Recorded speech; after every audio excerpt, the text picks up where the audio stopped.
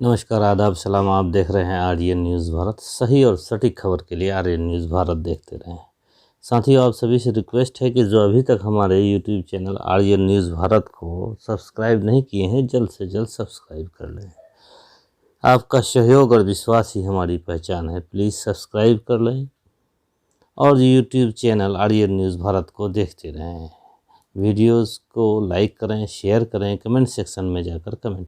शुरुआत करते हैं आज बिहार के एक न्यूज़ से। बिहार में एमपी यानी मुखिया पति को पत्नी के बदले काम करते तो आपने देखा होगा और सुना ही होगा। अब दरभंगा में एक है इससे गंभीर मामला सामने आया है, जिसमें सरकारी अधिकारी पत्नी के बदले पति जनता दरबार लगाते हैं।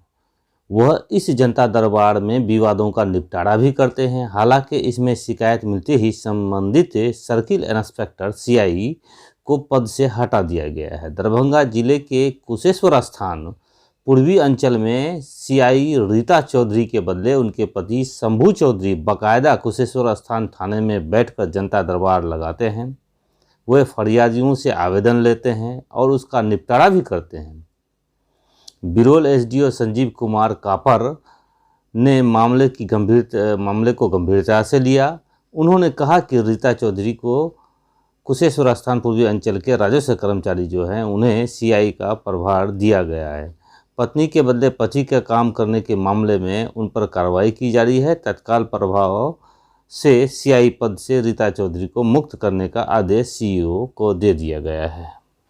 कोविड के नए वेरिएंट ओमिक्रॉन ने देश विदेश में सभी की चिंताएं बढ़ा दी है। ओमिक्रॉन वेरिएंट अंतर्राष्ट्रीय आवाजाही पर भारत में लगी रोक को पूरी तरह हटाने के फैसले की राह में रोड़ा बनता नजर आ रहा है। दक्षिण अफ्रीका समेत कई अफ्रीकी देशों में कोरोना के नए वेरिएंट ओमिक्रॉन की दहशत और ब्रिटेन, बेल्जियम समेत 6 से ज़्यादा देशों में यह वायरस पहुंच जाने के बाद भारत भी अलर्ट मोड में आ गई है।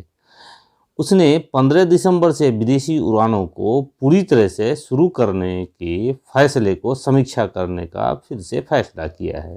दरअसल 20 महीने से अधिक समय से लंबे अंतराल के बाद सरकार ने 26 नवंबर को घोषणा की थी कि 15 दिसंबर से अंतर्राष्ट्रीय कॉमर्शियल यात्री उड़ानें को फिर से शुरू किया जाएगा। लेकिन इसी बीच ओमिक्रॉन वेरिएंट के खतरे की घंटी बजा दी है। गृह मंत्रालय ने कहा कि बैठक में ओमिक्रॉन के मद्देनज़र उपजे हालात पर चर्चा की गई है। ऐसे में विदेशी यात्री सेवाओं को बहाल करने की तारीख पर दोबारा फिर से विचार किया जाएगा। वहीं केंद्र सरकार ने सभी राज्य सरकारों को इसके लिए सचेत रहने का निर्देश दिया है। तो आज बिहार के मुख्यमंत्री ने स्वास्थ्य विभाग से संबंधित समीक्षात्मक बैठक की तथा इससे नए वेरिएंट से निपटने के लिए किस प्रकार से क्या तैयारियां होंगी उस पर विस्तार से चर्चा किया।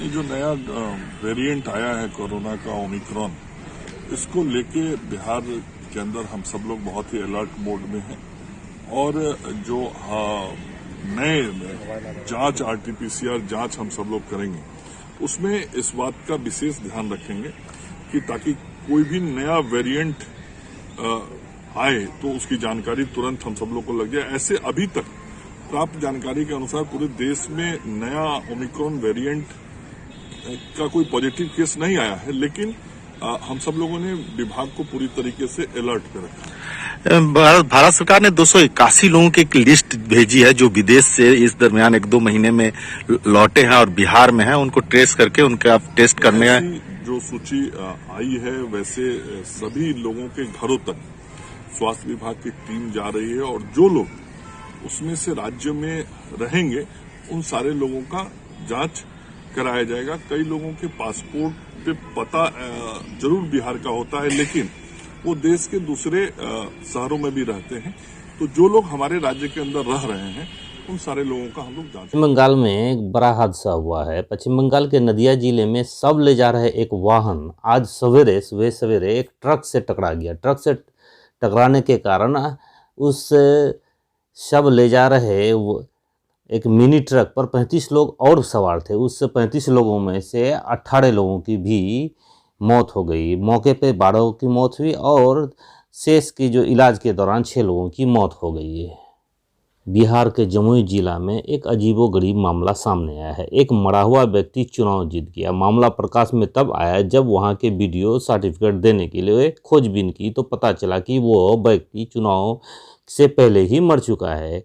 हालांकि उसके परिवार वाले तथा गांव वाले ने इसकी सूचना बीडीओ को तथा अन्य विभाग को नहीं दी, क्योंकि मृतक की इच्छा थी चुनाव जीतने की, तो उसी इच्छा की पूर्ति के लिए सहानुभूतिपूर्वक सभी ने उसको जमकर वोट दिया और चुनाव भी जिता दिया। फिलहाल बीडीओ ने उसके सर्टिफिकेट को रोक दिया है और प्रदेश चुनाव आयोग की इसको सूचना दे दिया गया है कि उसकी सर्टिफिकेट को रद्द कर वहां फिर नए सिरे से चुनाव कराए जाएंगे। तमिलनाडु में सोमवार को भारी बारिश की आशंका के चलते राजधानी चेन्नई और 6 जिले अन्य जिलों में स्कूल कॉलेजों को बंद करने का ऐलान किया है। तमिलनाडु, आंध्र प्रदेश एवं आंध्र प्रदेश में हाल ही में कुछ दिनों से भारी बारिश के कारण तबाही देखने को मिली है। इसको लेकर सरकार ने सतर्कता बरतते हुए संस्थान बंद करने का निर्णय दिया है। आपदा मोचन बल की टीमों और प्रशासनिक एजेंसियों को सतर्क रहने का निर्देश दिया गया है। मध्य प्रदेश के मंत्री बिसाहूलाल सिंह ने सार्वजनिक माफ़ी मांग ली है। ज्ञात हो कि कुछ दिन पहले वो किसी खास वर्ग की महिलाओं के बारे में कथित टिप्पणी किए थे, जिससे आहत होकर करणी सेना पूरे प्रदेश में जगह जगह पर वो विरोध प्रदर्शन एवं तथा उनके पुतले जला रहे थे।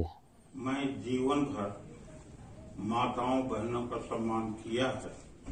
मेरे एक वक्तव्य के कारण अगर उनकी भावनाओं को ठेस पहुंचा है तो मैं इसके लिए माफी मांगता हूं, मुझे क्षमा करें। वहीं मंत्री बिसाहूलाल सिंह के बयान विवाद का मामला बढ़ते देख डैमेज कंट्रोल में उतरी बीजेपी के प्रदेश अध्यक्ष बीडी शर्मा ने भी बीजेपी की तरफ से माफी मांगा है। और भारतीय जनता पार्टी की ओर से अगर मैं अध्यक्ष होने के नाते से अगर किसी ने इस प्रकार की वक्तव्य के कारण से अगर किसी के मन के अंदर भावनाओं को ठेस पहुंची है तो मैं भारतीय जनता पार्टी की ओर से भी उन सभी लोगों से, समाज के वर्ग के लोगों से भी। वहीं राज्य के मुख्यमंत्री शिवराज सिंह चौहान ने मंत्री बिसाहूलाल सिंह को मुख्यमंत्री आवास बुलाकर हिदायत दी तथा अपने वाणी पर कंट्रोल रखने को कहा। साथ ही प्रदेश के सभी कार्यकर्ताओं को, भाजपा कार्यकर्ताओं को भी हिदायत दी कि वो अपनी वाणी पर नियंत्रण रखें और नाप तोल कर बोलें। माँ, बहन, बेटी का सम्मान और उनका कल्याण भारतीय जनता पार्टी के लिए, भारतीय जनता पार्टी की सरकार के लिए, मेरे लिए सर्वोपरि है। माँ, बहन और बेटी हमारे लिए देवी तुल्य है और उनके कल्याण के लिए हम अनेकों योजनाएं चला रहे हैं। अभी मैंने सरकार के मंत्री बिसाहूलाल सिंह को बुलाया था। उन्होंने सार्वजनिक रूप से माफी मांगी है अपने वक्तव्य के लिए। भावना कुछ भी हो, संदेश गलत नहीं जाना चाहिए। एक एक शब्द तौल तौल के बोलना चाहिए। मैंने चेतावनी दी है कि ऐसे कोई वक्तव्य किसी भी हाल में नहीं आने चाहिए जिससे तनिक भी गलत संदेश जाए।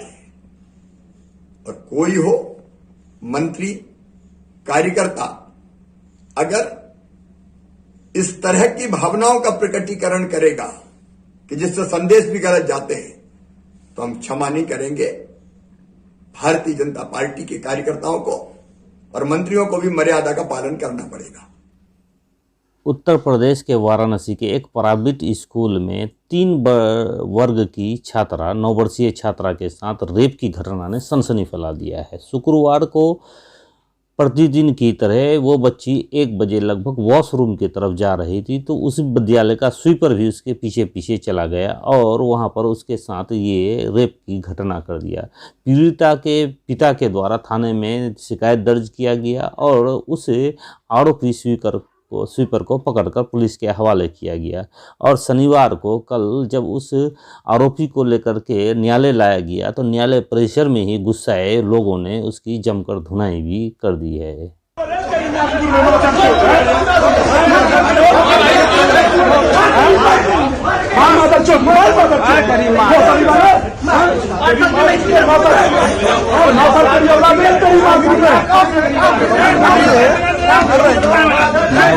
बना रहे हैं।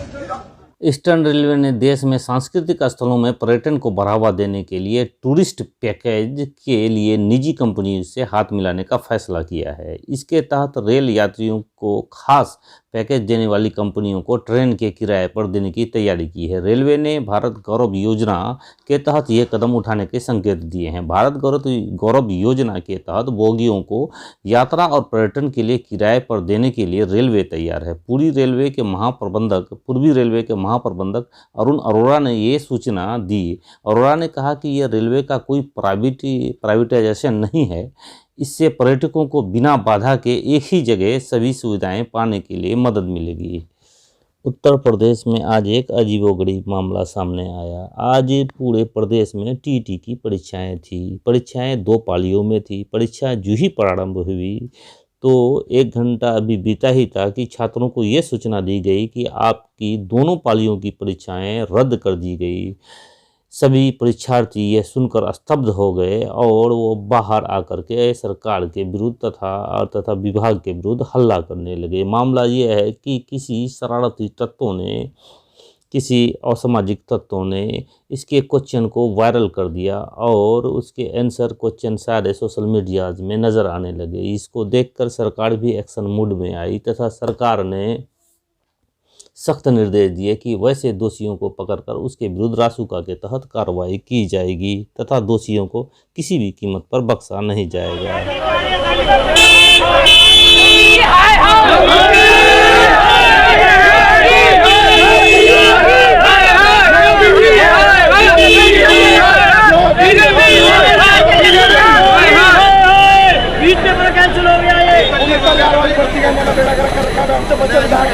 आज सुबह जब मुझे एक समाचार मिला कि बीटीसी टीईटी का टेस्ट था, एक गिरोह कहीं से उसने एक पेपर लीक किया। हमने कहा पूरे पेपर को अभी निरस्त करो, पूरे गिरोह को गिरफ्तार कर लो, उन सभी बच्चों को सकुशल उनके घरों तक पहुंचाओ। 1 महीने के अंदर पारदर्शी तरीके से फिर से परीक्षा आयोजित करो। किसी भी बच्चे से कोई शुल्क अतिरिक्त नहीं लेंगे, उनके आने जाने की फ्री में व्यवस्था देंगे या उन बच्चों का जो आई कार्ड होगा उत्तर प्रदेश परिवहन निगम की बसेज में फ्री में आने जाने की जो सुविधा उसके माध्यम से उन बच्चों को प्राप्त होगी। ये सुविधा दो, लेकिन जिन लोगों ने ये शरारत की है वे भी सुन लें, उनके खिलाफ गैंगस्टर के तहत मुकदमा दर्ज हो रहा है। पूर्व क्रिकेटर और भाजपा के सांसद गौतम गंभीर को कथित ISIS कश्मीर ने जान से मारने की एक बार फिर धमकी दी है। कल शनिवार देर रात को सांसद गौतम गंभीर को पिछले 6 दिनों में तीसरी बार एक बार फिर धमकी मिली है। गंभीर को कल शनिवार रात 1:37 पर ईमेल मिला है जिसमें लिखा है कि आपकी दिल्ली पुलिस भी कुछ नहीं उखाड़ सकती है। आज महाराष्ट्र कार्यकाल के 5 वर्ष पूरे हुए और बतौर DIG ATS मुंबई के रूप में मैंने कार्यभार सौंप दिया है। मैं अब हमारे बिहार में सेवा देने वापस आ रहा हूं। अपने फेसबुक पर शिवदीप वामन राव लांडे ने यह लिखा है। इस पोस्ट के बाद सुपर कॉप लांडे एक बार फिर काफ़ी चर्चा में आ गए हैं। बक्सर में गंगा नदी के किनारे 5वें दिन से चल रहे प्रसिद्ध पंचकोशी मेले का आज विधिवत समापन हो गया। बड़ी संख्या में श्रद्धालुओं ने गंगा में स्नान किया। इसके बाद विधि विधान से पूजा अर्चना की गई और श्रद्धालुओं ने लिट्टी चोखे का प्रसाद का ग्रहण भी किया। कहा जाता है कि इस मेले की शुरुआत भगवान श्री राम ने की थी।